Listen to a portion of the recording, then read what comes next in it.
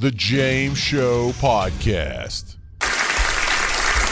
You ready for some more protests? You ready for some more riots? Because we're going to get them this Saturday. The only question is, where's it going to be? How bad's it going to be? And what's it going to take to stop these people from, escalating? Because, look, it's kind of been a tale of two worlds. Over here, where we live in red state America, cars don't catch fire.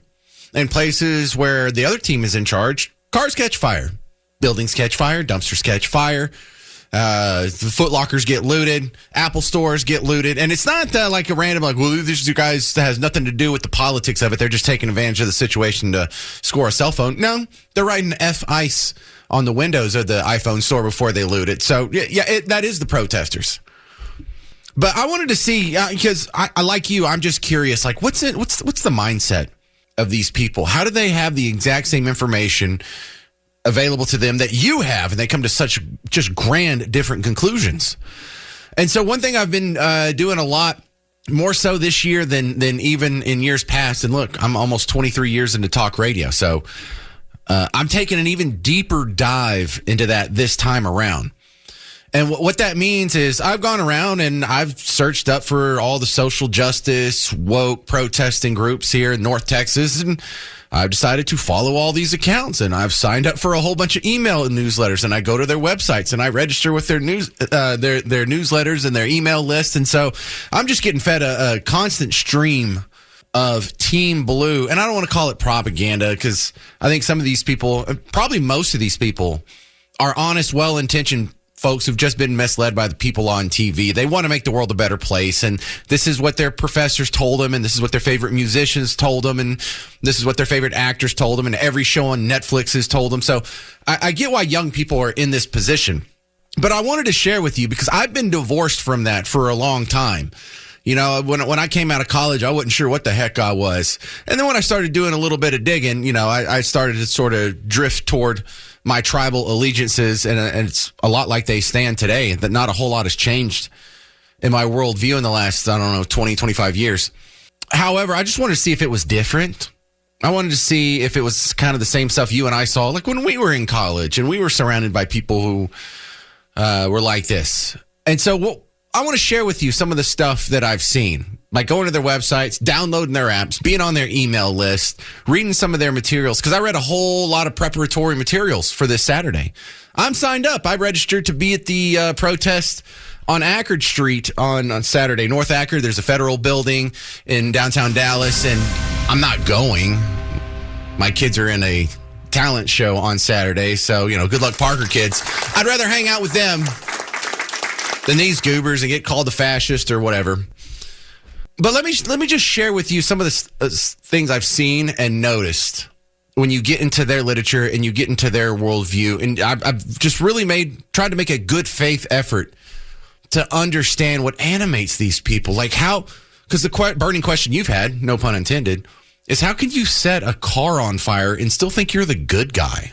How can you be the side that's looting stores? Like getting a whole lot of Air Force Ones at a Foot Locker, getting some new Nike Dunks from a Champs Sporting Goods. That's not damning the man.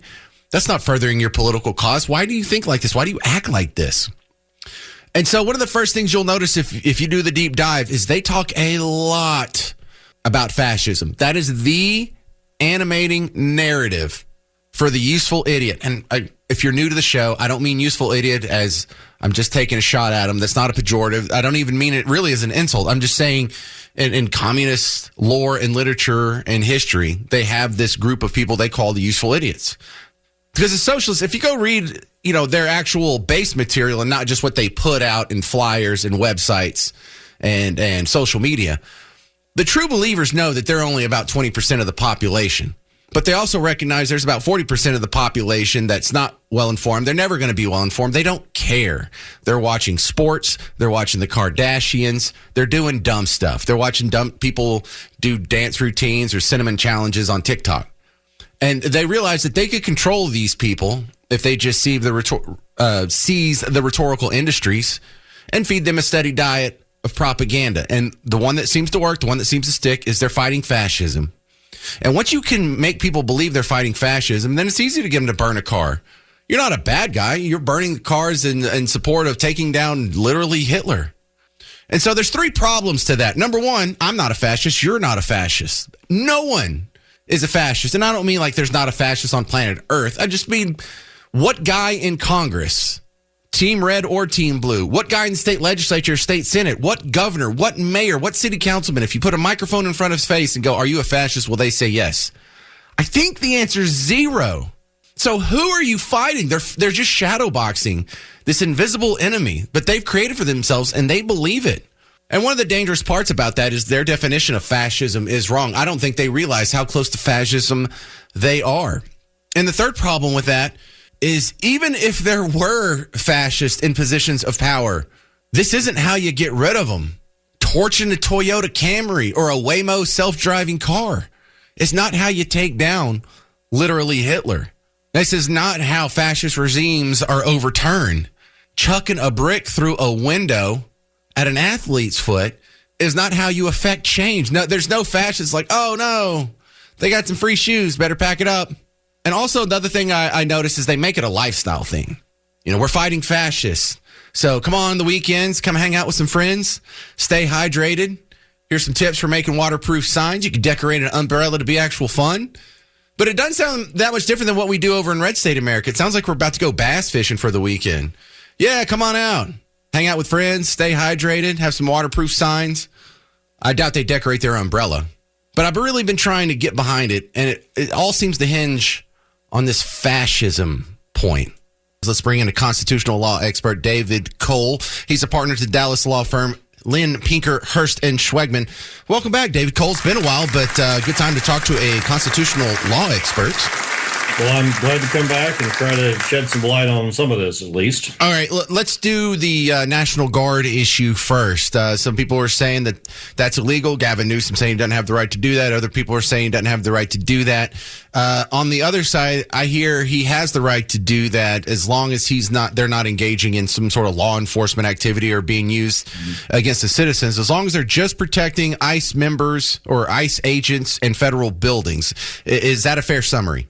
That's a pretty good summary. We have a number of laws that deal with this, but it's the president has enormous discretion, a lot of latitude in how to use military. He's the commander in chief, and the problem you can get into, like you say, is with domestic law enforcement. You start running into the 10th Amendment, the part of the Bill of Rights where the states keep everything that they don't give to the federal government.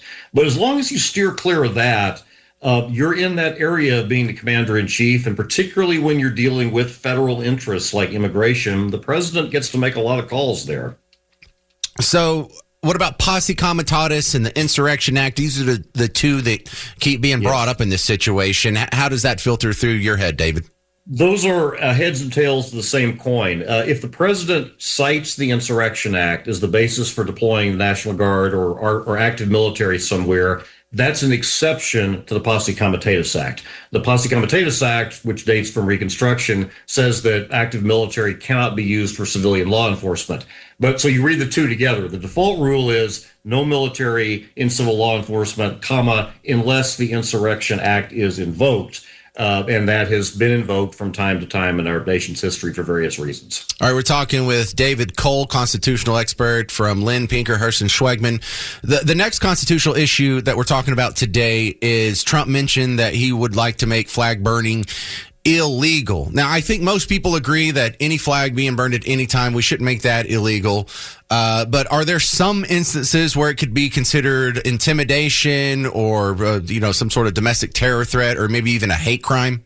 I really doubt it. I mean, the flag stands for free speech, and it's a powerful symbol of a lot of things in addition to free speech. And because it is such a powerful symbol, the act of burning it or defacing it in some way is a very powerful expressive act. And the First Amendment gives strong protection to that.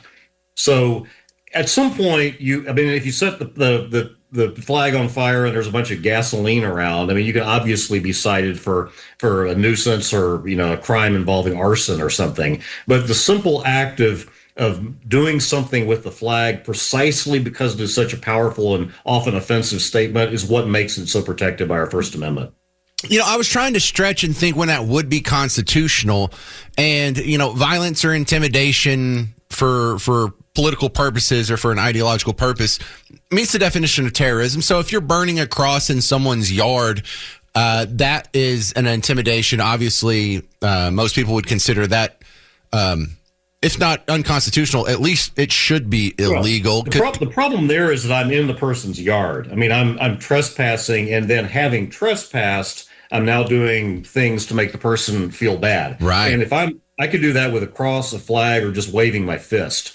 But the problem there is where I am, not the thing I have. If I'm on my own property and I'm not about to set the neighborhood on fire, I can burn crosses all day long because it is an expressive act. Is that what you do on the weekends, David? I'm kidding. No, I try not to. Last time I did, like I set a big fire. No, I try to avoid setting anything on fire. Just trying to throw a little levity in there. But that's exactly what I'm getting at, David Cole. I guess there could be some instance where a flag burning charge or flag burning could be deemed illegal, but just the blanket idea of flag burning being illegal, I think most of us kind of bristle at that.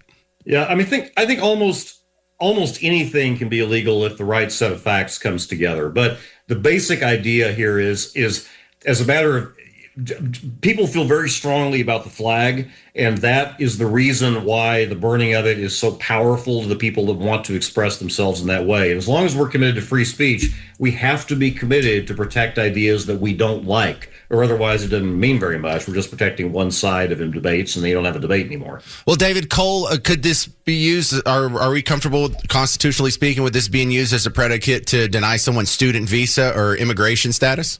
That's a different question there. I mean, the president has enormous discretion, the executive branch, about these immigration decisions. And it's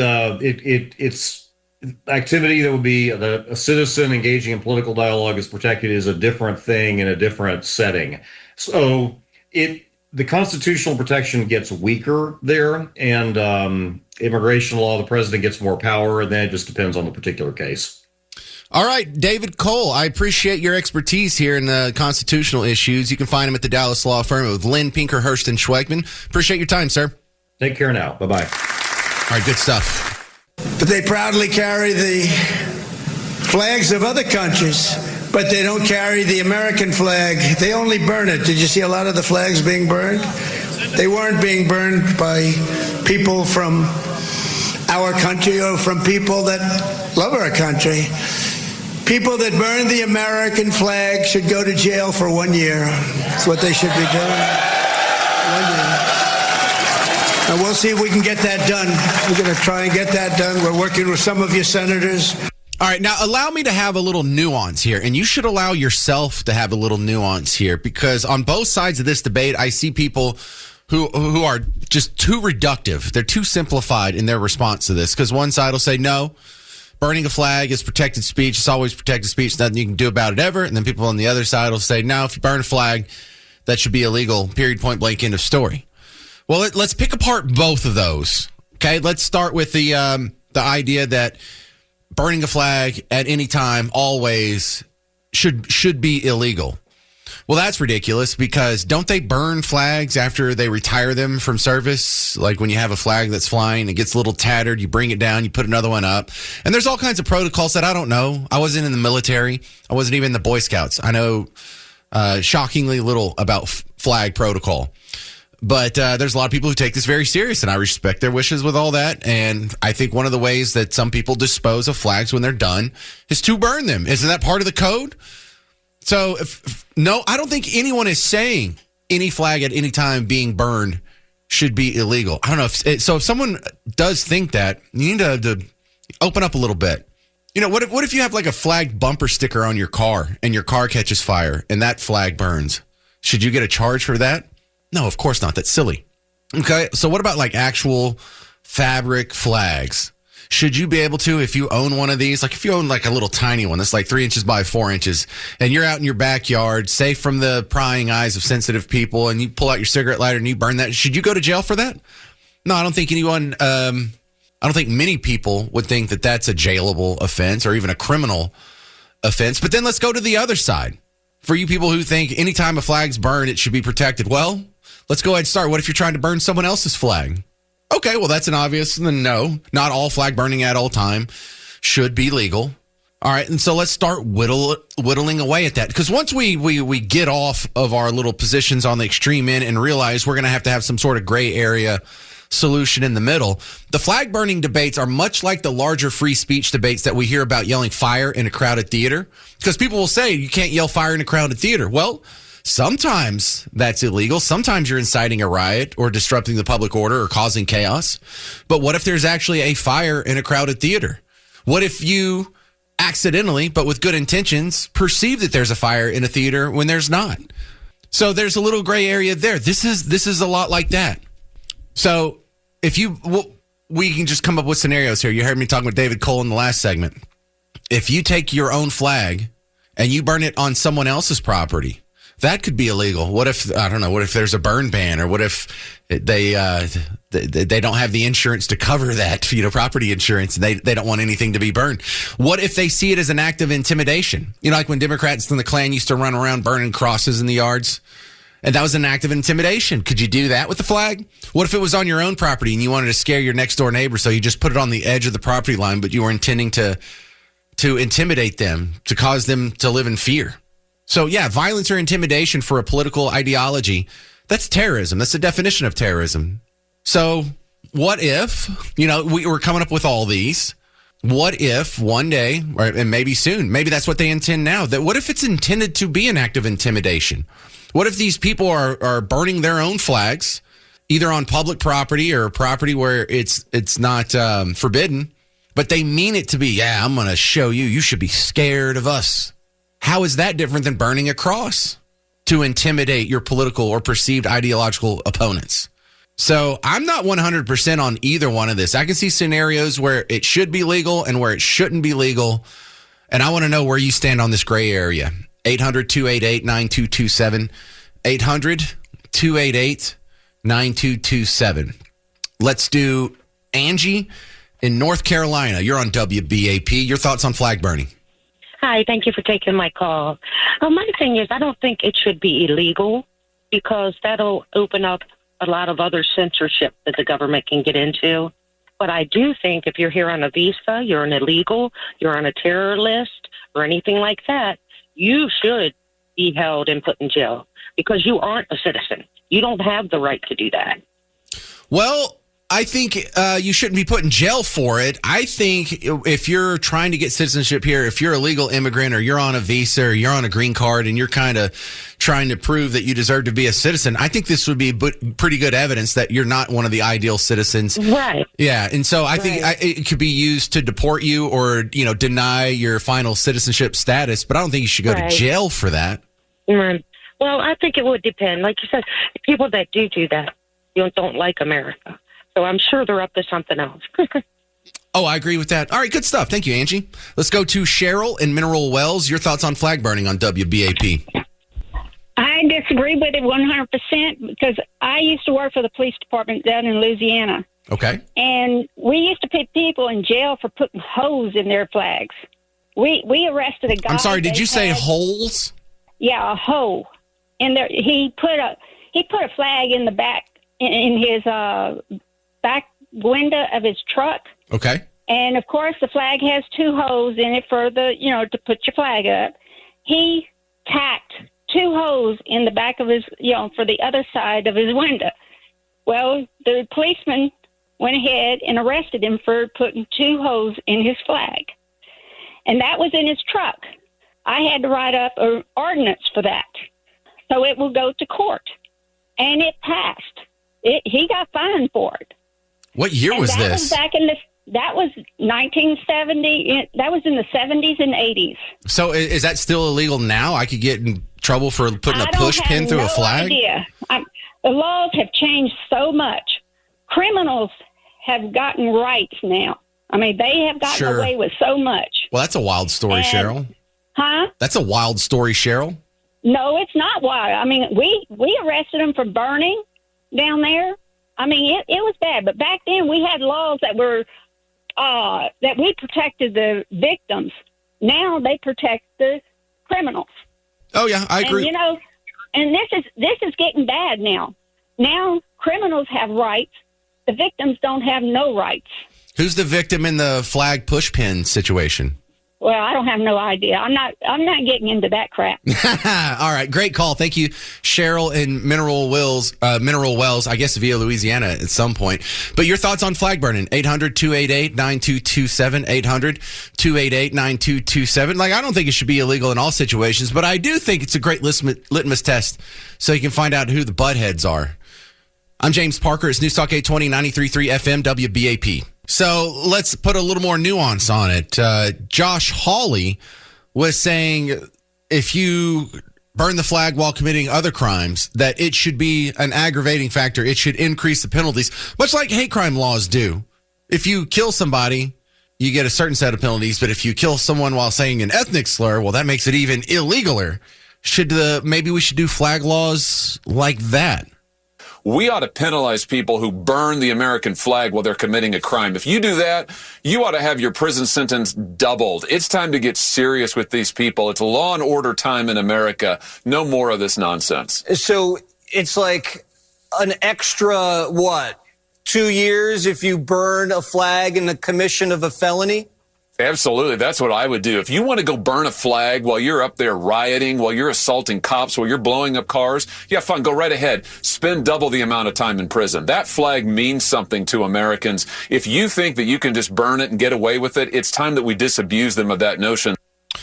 Yeah, I'm not sure if I'm on board with that, but if we're going to have hate crime laws where people with a hateful motivation have an aggravating factor on their sentence, then we should be included too.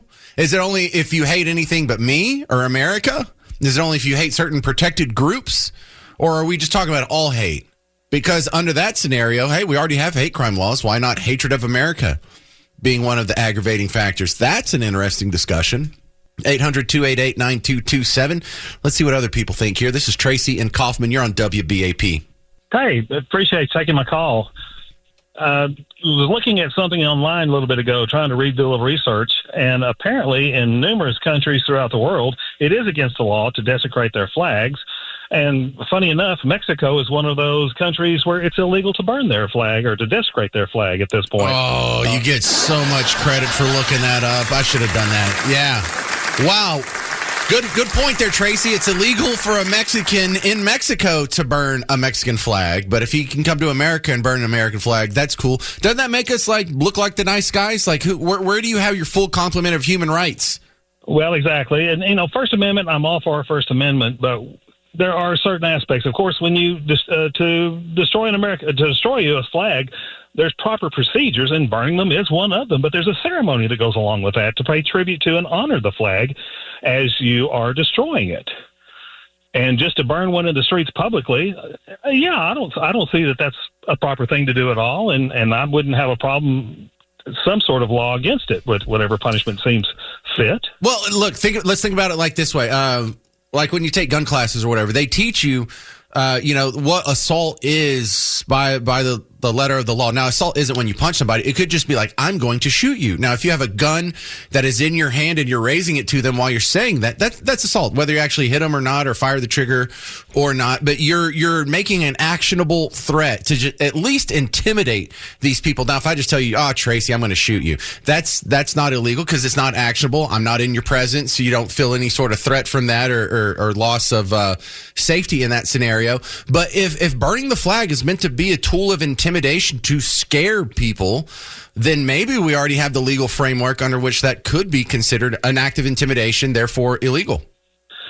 Yeah, at that point, then if you tried to do it state by state, of course, that wouldn't work. It would have to come under some kind of federal jurisdiction. I happen to be in law enforcement for 40 years, so I'm used to what you're talking about on the weapons side of it.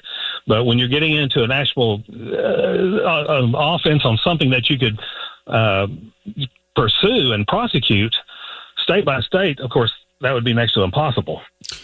All right. Love the chat. Thank you very much, Tracy. Let's go to David in Fort Worth. You're next up on WBAP. Hey, James. Yes. With what Mr. Tracy said, there is a ceremony that goes along with burning your flag and disposing of it properly. If you're going to do it in defiance that you don't want to be here, you don't like America, well, leave. If not, take the punishment. I'm all about that. What would the punishment be? Little jail time. They're not going to pay a fine if you fine them.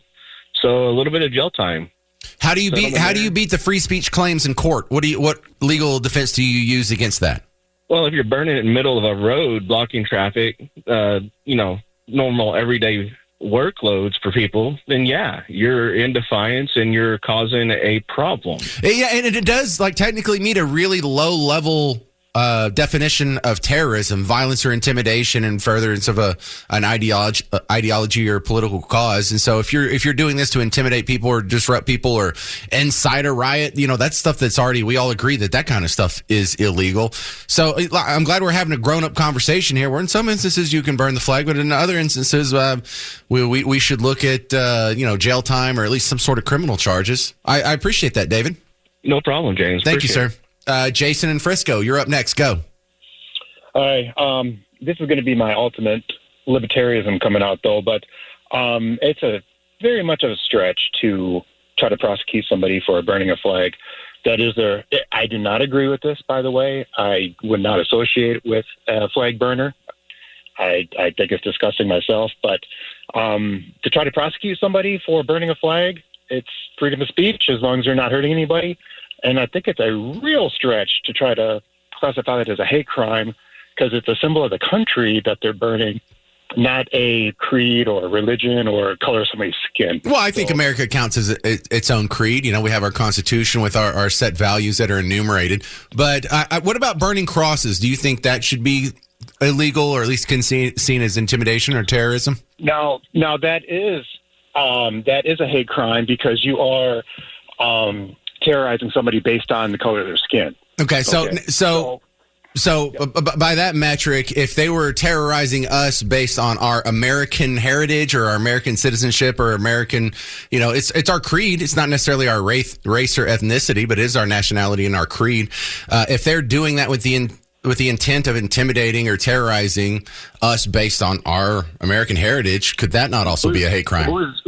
First of all, James, who's we? You talking about just anybody that's burning a flag, United States citizen or illegal alien, or who's we? How about people who are protesting as part of a movement that's decidedly and overtly anti-American? Okay, are they citizens or non-citizens? Citizens. Okay. If they're a non-citizen, I deport you. Get the hell out, right? Yeah, exactly. Citizen. I disagree with that other caller that was just on. I don't have to leave. And now I'm not burning a flag, but if I want to, and if it's my freedom of expression, and if I'm doing it in protest against the administration's policies, I don't have to leave. I choose to burn this symbol. I'm not going to, obviously. I choose to burn the symbol of the administration of the country that I don't agree with. It's my choice. It's my freedom of expression to burn said object. I do not have to leave. I am a citizen. And all right, I've just got to cut you off because I'm out of time. We're having a good chat, though. Thank you, Jason in Frisco. More great callers coming up. There's a line open, 800-288-9227. Is there any instance when it's okay to burn the flag? I say there's a few, but there's not a whole lot that makes me want to send people to jail, but there is some. I'm James Parker. It's News Talk 820, 93.3 FM WBAP. Personally, I think it is quite similar to the same free speech metaphor we use about yelling fire in a crowded theater. Now, some people will tell you you're not allowed to yell fire in a crowded theater. Well, sometimes that's wrong. Sometimes you're doing it to incite a riot. Sometimes you're doing it with bad intentions to cause public harm or maybe reckless indifference to public harm. But sometimes there actually is fire in a crowded theater. Sometimes it is okay to say that. Or sometimes you accidentally think there is a fire and you think you're warning people, but you are wrong. So a lot of this depends on your intent. Now, if you're burning a flag after you've taken it down, retired it from service, and you're following the ceremony and the protocol, I don't think anyone has a problem with that. Even the most heartstrong veteran out there approves of that. However, you can take it the other direction. Is it always 100% okay to burn a flag? Well, I think a lot of us can find instances where it's not. Number one, if it's not your flag. Number two, if you're somewhere you're not supposed to be or committing some other illegal act and you burn a flag, I'm okay with making it an aggravating factor. If you're doing it to specifically cause fear, violence, intimidation to someone based on your ideology, well, that meets a low-level definition of terrorism. So we're just having a little fun trying to draw the line somewhere in the gray area between always illegal and always legal.